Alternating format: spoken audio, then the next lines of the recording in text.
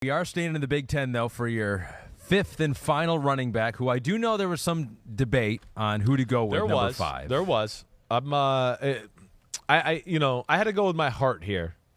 I almost let some of the things I talked about, what I want to correct myself in and be better at and all that kind of crap, and I just went, wait, who's the guy that I like the best, right? And it's not just highlights or, oh, gosh, he's runs for 7,000 yards, and that's Chase Brown from Illinois. I just, he was one of the earlier running backs I watched in the process.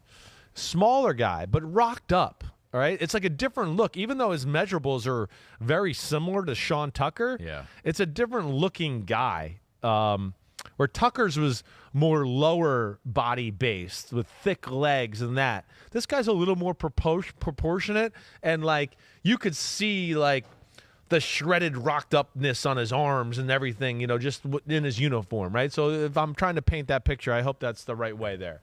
But he is a little more. This is all about violence and twitch.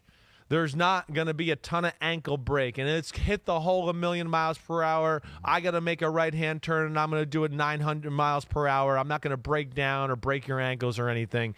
That's what this guy is, right? So acceleration's really good. Top-end speed's not as good as his 4.43 combine speed would say. But, man, as an all-around player, there's nothing the guy can't do. He is good in the pass game. He's more of a slasher than a jump cutter, but still can do that. And he has the type of speed to bounce it around the edge and get a big one, too. I'm not saying it's Gibbs speed, but it's big-time speed where he can certainly rip off a 40-yarder around the edge. Yeah, 5'9", 209, turned 23 a couple of weeks ago. So I guess Illinois has an identity. They got some physical dudes. They Devin really Witherspoon, do. Your number one corner. They really do. Most physical guy in the draft. And maybe. this guy for 5'9" running back, I mean, he's physical.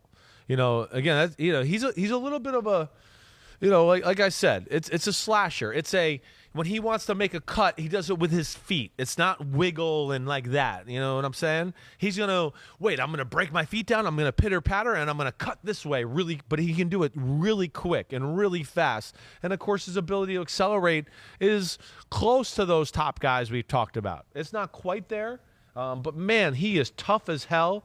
He is not afraid to lower his head on anybody. And he carried the workload to where here's a guy – to our earlier question, where you go, hey, 5'9", looks like he has to lift weights to be 209. This is where you go, I worry about the thought crossed my mind to our earlier question of, there's a lot of carries for a guy that size, and I hope it doesn't wear his ass out, 2 or 3 years from now.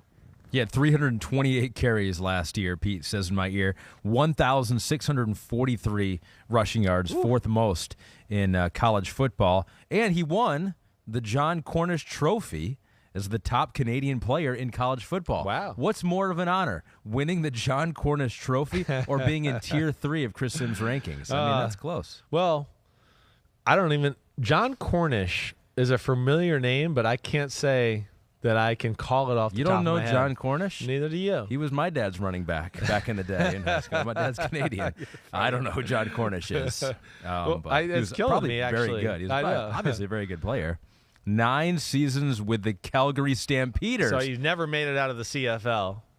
Well, yeah, a good Canadian player never wants to. All right, so top 5 Chris Simms is better. It is better. Than winning the John Cornish Trophy. We're going to ask fun. if we can get Chase Brown, which we need to get some of these interviews, right? Are they avoiding us here? Some of your guys? I think we're going to get into guys? it here. Are we going to do that? I hope not. Yeah, I think we are going to get into that a little bit. All right. We haven't gone there yet, though. I think that's good on your top 5 there. Oh, let me just give it one little love with him. And Colombo it. One more thing. One more thing. Yeah. I probably a third rounder we're talking about here, somewhere like that. I wouldn't be mad if he went early third or somewhere.